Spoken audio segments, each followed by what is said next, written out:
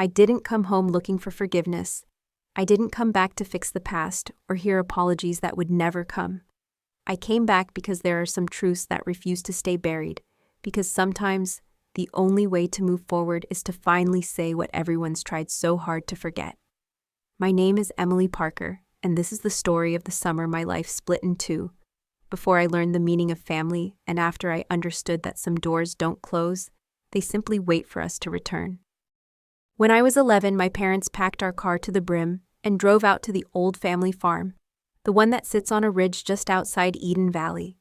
They told me it would only be for the summer, 3 months at most, just enough time to sort things out.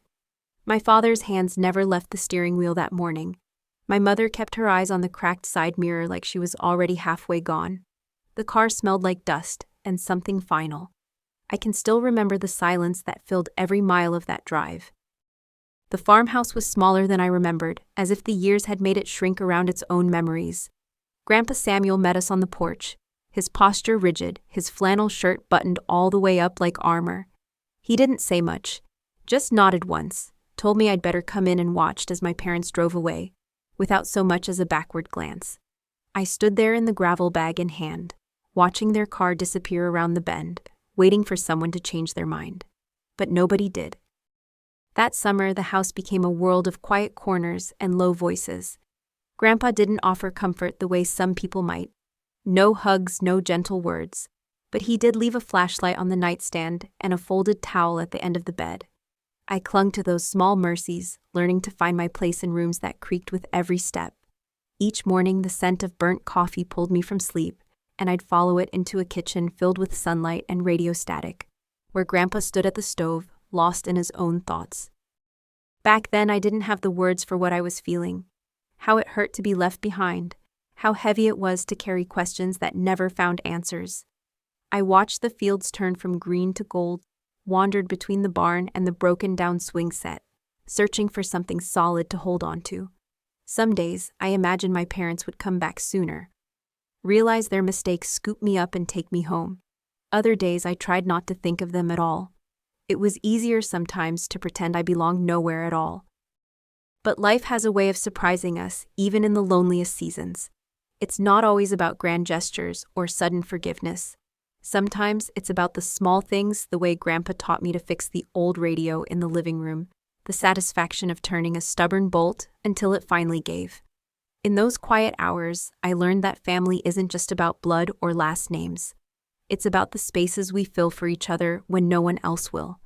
It's about what we choose to build and what we refuse to let break. If you've ever felt out of place, if you've ever wondered what it means to start over, then maybe you'll find a piece of your story here too.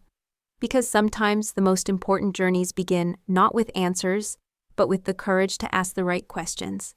And sometimes going back isn't about the people who left, it's about the person you get to become when you finally decide to stay. The first weeks living with Grandpa Samuel were defined by silence. Not the angry kind that burns and stings, but the patient hush of someone who's seen too much to waste words. Mornings began before sunrise, when the only sound was the clatter of pans and the slow drip of coffee in the kitchen. Grandpa never asked if I'd slept well or if I missed my parents. He simply set a plate of toast in front of me sometimes, nearly burnt, and slid the honey jar closer without a word. I learned that here kindness was measured by action, not conversation. I used to believe that love was something loud: birthday songs, phone calls, people asking if you were okay. But in that old farmhouse, I discovered a different language. Grandpa would fold my laundry with the same care he showed to his tool collection, neatly stacking shirts next to my pillow before I'd even noticed they were gone. He'd leave the porch light on if he thought I'd be out after dark, and every so often he'd tuck a tiny note inside my lunch, just a simple, "Eat up, kiddo." No one talked about feelings, but the care was always there, steady as the morning sun. There's a quiet resilience in the Midwest, a kind of strength that doesn't shout but shows up every day. I remember watching neighbors shovel snow together after a storm. Not because anyone asked, but because that's what you do when someone needs help. It reminded me of a girl in my 6th grade class, Amanda, who always stayed late to sweep the floors after basketball practice. She never said why, and no one thanked her. But the court was always spotless. Sometimes the most important work happens when no one is watching, when there's nothing in it but the goodness you leave behind. At first, I struggled with the stillness, mistaking it for indifference. I wanted someone to ask me about my day, to tell me everything would be all right. But Grandpa's world ran on routine, not reassurance. Over time, I realized that his steady presence was its own answer. He didn't need to say much. He was there day after day, making sure there was food on the table and a roof overhead. In a way, he taught me that love isn't always what you hear. Sometimes it's what you notice when you finally look close enough. The lesson was simple, though it took me years to see it. You don't need big gestures to matter in someone's life. The smallest acts done quietly and without expectation can echo the loudest. I began to notice the things Grandpa did for me, not just out of habit, but out of a quiet hope that I'd feel safe, even if I couldn't yet say so out loud. Slowly, I started to trust that this was enough, at least for now. As summer settled in, I found myself following Grandpa through his daily routines, from the rickety porch steps to the shed behind the barn. There, among jars of nails and the tang of machine oil, I discovered a whole new way of understanding one another without words, but with hands busy and hearts just a little less guarded. And that's where the real lessons began, not in what was said, but in what we shared side by side. The shed behind Grandpa's house was more than just a place for broken tools and spare lumber. It became the space where our silences turned into understanding. Each day after chores, Grandpa would head out there with a mug of coffee, his steps steady on the gravel path. At first, I lingered by the doorway, unsure if I was allowed in his world of workbenches and rusty machines. One afternoon, he simply nodded toward a stool and slid over a small box of mismatched screws. "Every machine needs the right piece," he said quietly, as if letting me in on a secret. It was in that shed I learned how to use a wrench, how to listen for the difference between a bolt that's stuck and one that's stripped. Grandpa never raised his voice if I made a mistake. Instead, he'd show me the right way, guiding my hand until I could feel it myself. There was a satisfaction in turning a stubborn bolt, or getting an engine to cough back to life, a sense that even if I couldn't fix my own life, I could at least fix something. I realized that making things work again, no matter how small, could be its own kind of hope. Sometimes, working side by side, Grandpa would share little stories about the people in town, a neighbor who built his own boat, or the woman who always had the best tomato plants because she talked to them every morning. He never offered advice directly, but every story was a lesson. Once he told me about the year a late frost ruined half the crops. "You can't fight the weather," he said. "You just plant again and hope for better." I understood that he wasn't just talking about farming. He was talking about life, about surviving setbacks with quiet determination. It struck me how different this was from the world I'd known before. In the city, everything was about speed and results, praise and prizes. Here, progress was measured in patience, how long you could stick with something until it finally worked. I remembered my old friend Josh, who would get so frustrated if his science project didn't win a ribbon. But Grandpa's way was different. There was pride in doing the job well, even if no one noticed but you. That lesson started to shape how I saw myself, not just as someone trying to get by, but as someone building skills for the long run. As the days passed, my hands grew steadier, my confidence inching forward with every small repair. I started to look forward to afternoons in the shed, not just for the work, but for the quiet rhythm it brought to my life. It was here, among the hum of the radio and the scent of sawdust, that I first realized I could belong somewhere, not because I was perfect, but because I was willing to try.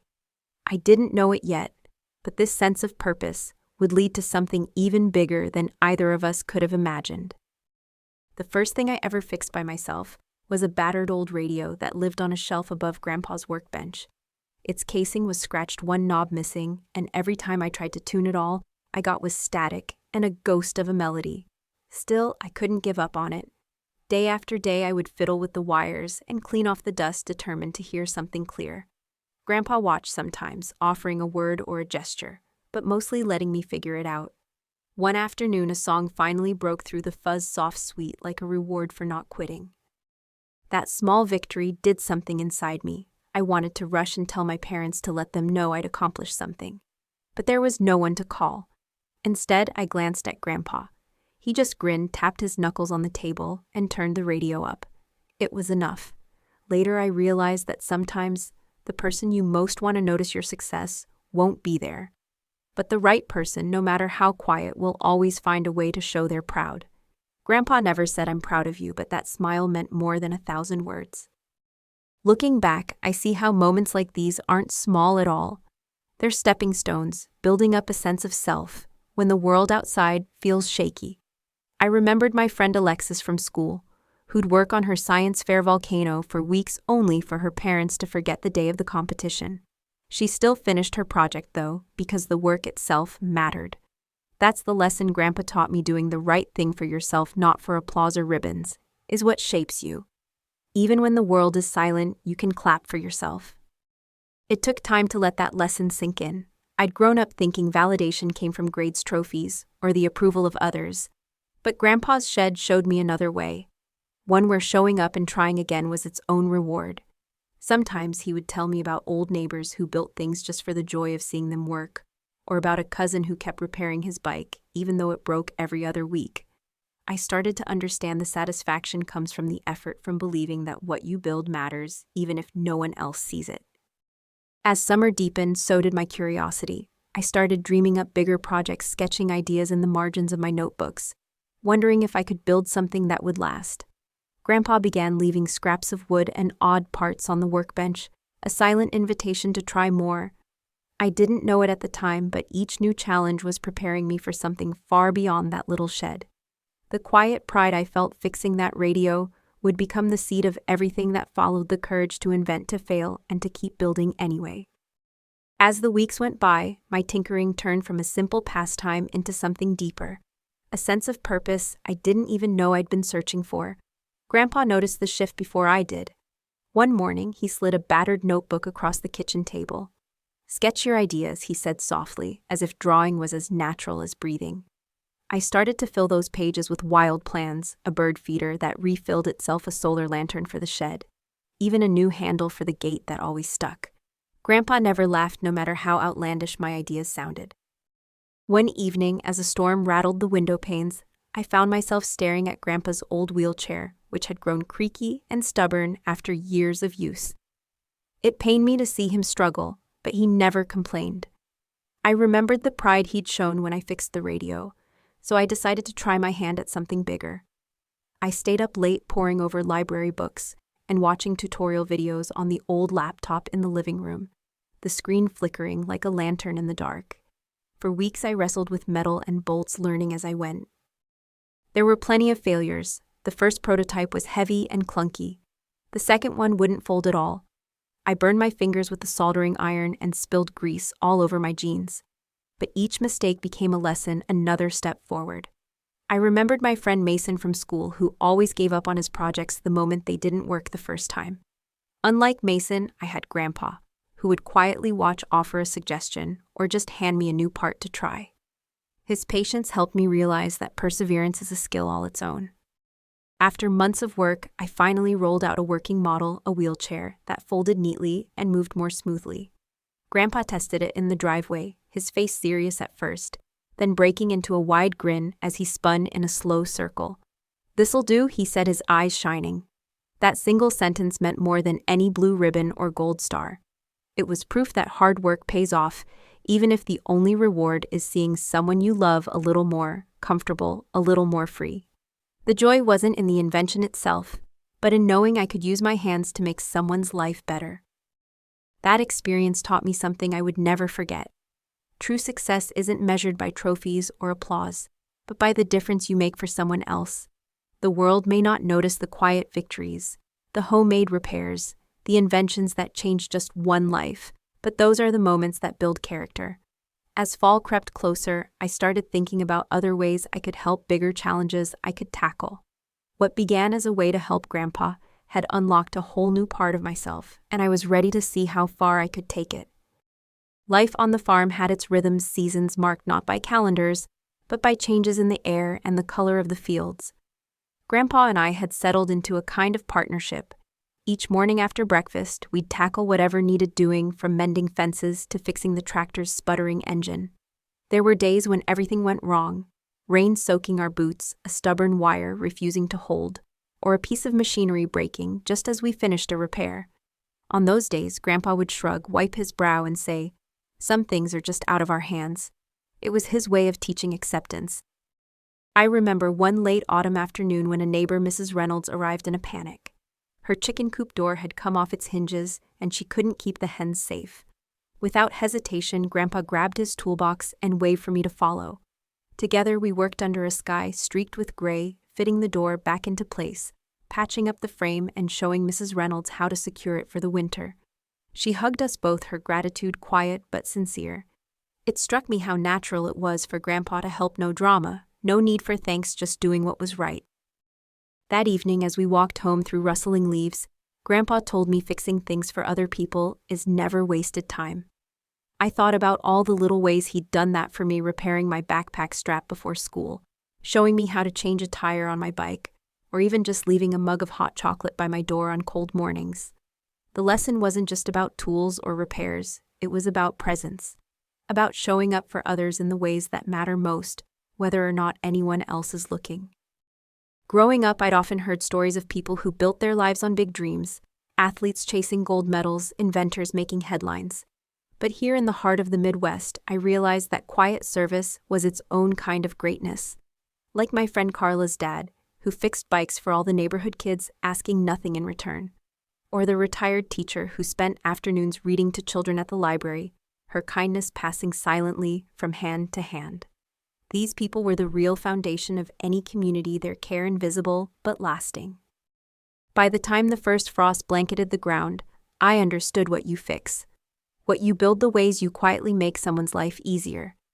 These are the marks you leave behind. They may not be carved in stone, but they endure in the hearts of those you've helped.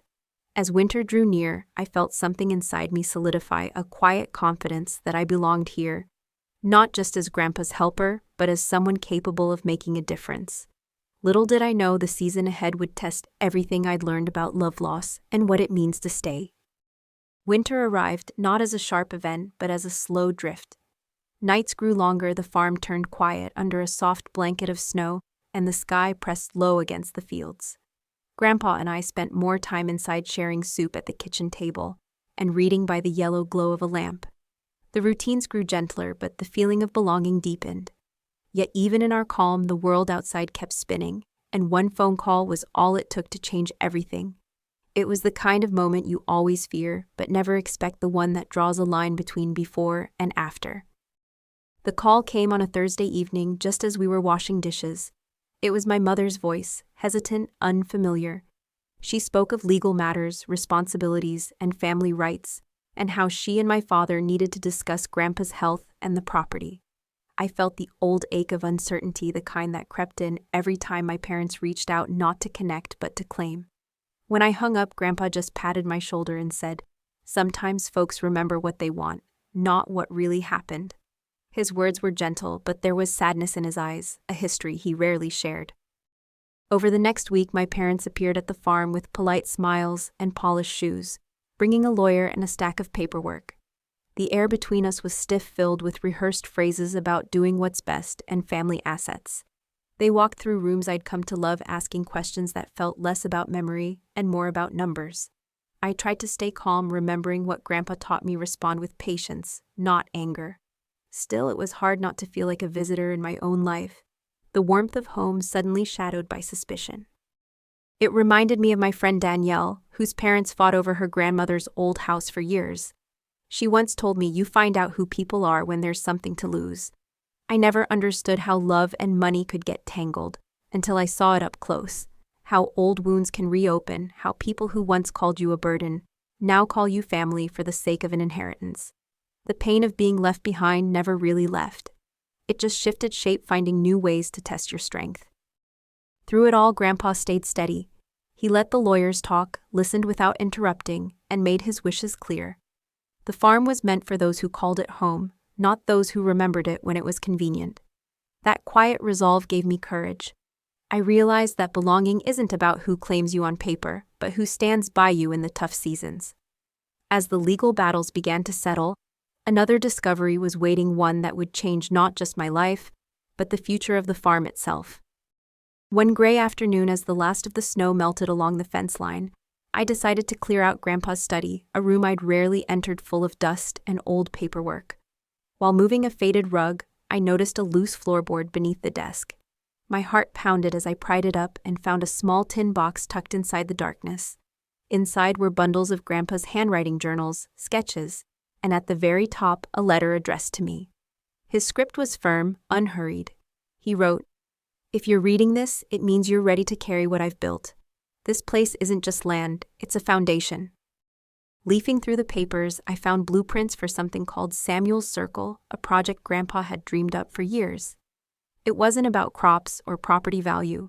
It was a plan for a community workshop, a place where kids like me, ones who'd felt out of place or left behind, could come to build, tinker, and find belonging through hands-on creation. There were budgets, lists of equipment, even letters Grandpa had drafted to local teachers and business owners asking for support. I could hardly believe how quietly he'd prepared all of this, planting seeds for a future he might never see. I thought of Owen, a boy from town who always hung back in class, never raising his hand but whose eyes would light up whenever he got to fix something. An old bike chain, a broken chair in the art room. He'd told me once that he felt invisible at home. Samuel's Circle was meant for kids like Owen and for the younger version of myself, who'd needed more than just a roof and a meal. It was about giving kids the tools to discover what they could do and showing them they mattered just as they were. As I read Grandpa's words, a sense of responsibility settled on my shoulders, heavy but somehow comforting. I realized that the most lasting legacies aren't about what you own but what you leave behind for others to build on. Grandpa's life had been full of quiet service, and now he was asking me to continue what he'd started. I sat by the window that night, watching the last streaks of daylight fade, and understood that maybe our pain and our hope could live in the same place. The hard seasons had prepared me for this moment, ready to shape something that could outlast even the longest winter. When morning came, I picked up the phone and called Mrs. Reynolds, the neighbor whose chicken coop we'd once fixed together. "I want to start a project," I told her, explaining Grandpa's plans. Her voice brightened. "You know, Sam always said you'd change this place someday." Together, we began reaching out to others, gathering stories and support. It felt like the farm was waking up all over again, breathing in new life. What began as one man's dream was about to become a shared reality, and in that hope, I could finally see a way forward. Building Samuel's Circle took more than tools and good intentions. It took faith, patience, and the willingness to try even when no one could promise it would work. Mrs. Reynolds and I cleaned out the old barn, clearing cobwebs and sorting through forgotten piles of lumber. We hung flyers at the library and posted on the town's notice board, inviting anyone curious or lonely to join us on Saturday mornings. At first, only a handful of kids showed up, most of them shy or unsure, hovering near the door as if waiting for someone to tell them they belonged. But once we put a hammer or soldering iron in their hands, everything changed. There was Tyler, a boy who'd struggled in school but came alive fixing small engines. Grace, who spent every weekend building birdhouses and teaching the younger ones how to use a tape measure. And little Ava, who spoke barely above a whisper, but made the most beautiful wooden toys, her face lighting up whenever someone praised her work. I saw pieces of my younger self in each of them, quiet kids craving a space to grow, to mess up, and to feel useful. The barn became a sanctuary full of laughter, sawdust, and the sense that we were all making something bigger than ourselves. Sometimes there were setbacks. One week a storm tore shingles from the roof and flooded half the workspace. Another time a neighbor's complaint nearly shut us down for too much noise and too many strangers. But each obstacle brought the group closer. The kids pitched in to repair the damage, parents donated old tools, and people who'd once been strangers came together to defend the project at the next town meeting.